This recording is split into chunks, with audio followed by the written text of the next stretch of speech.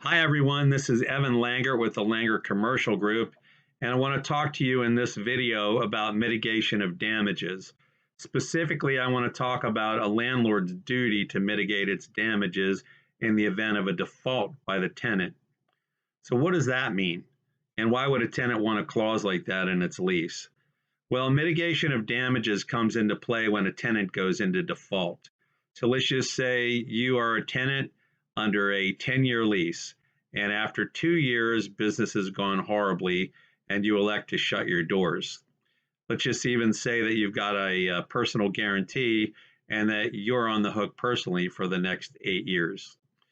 Well, most tenants that I know have an expectation that since the landlord is the one that's in the business of leasing out space, since the landlord has the platforms to advertise space, knows the brokers, probably knows a lot of the tenants in the community, that a landlord is going to expend some level of effort to help backfill your space rather than to just sit there and try to collect rent from you for the next 8 years.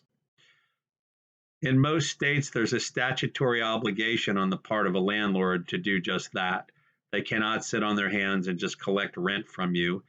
And you might be in a situation where you don't have any money and bankruptcy is an option. But I had a situation with a client that came to me a few years ago. He was a fairly wealthy guy and had a pretty good business, several locations. But one store was doing very poorly, and he closed it. He wanted to save the salaries that he was paying the people that worked there, the utilities, and he wanted to get out of his rent. Really, he didn't want to get out of his rent. He just wanted the landlord, which was a very, very large retail landlord, to try to help him lease the space. Well, the landlord never did.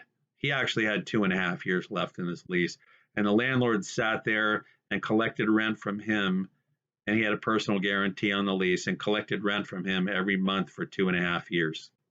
If you're a tenant, you don't want that.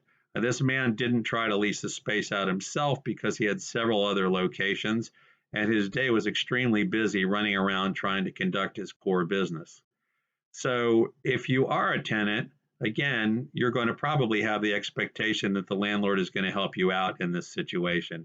In Maryland, unfortunately, unlike most other states, unless you have a mitigation of damages clause in your lease, the landlord is under no such obligation.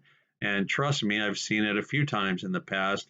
Some of them will not lift a finger to help you, and you're going to have to lease your space out yourself, or you and or your guarantors are going to have to pay all the rent for the rest of the term. So make sure you have a mitigation of damages clause in there. Sometimes landlords in Maryland are resistant to them because the law doesn't say that they have to do it, and therefore they're not going to do it. I can usually get it, and would love to talk to you about your particular situation. As with all of my videos, there is no intention on my part to give you specific legal advice. Every case is different. The facts are different in every case, and this is just general information to make you aware that this issue exists.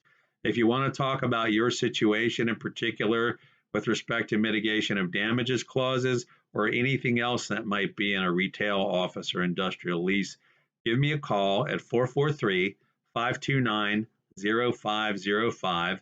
Again, 443-529-0505. You can also email me at elangert@thelangertgroup.com. That's elangert@thelangertgroup.com. Elangert is E-L-A-N as in Nathan, G-E-R-T as in Thomas. As always, have a wonderful day and God bless.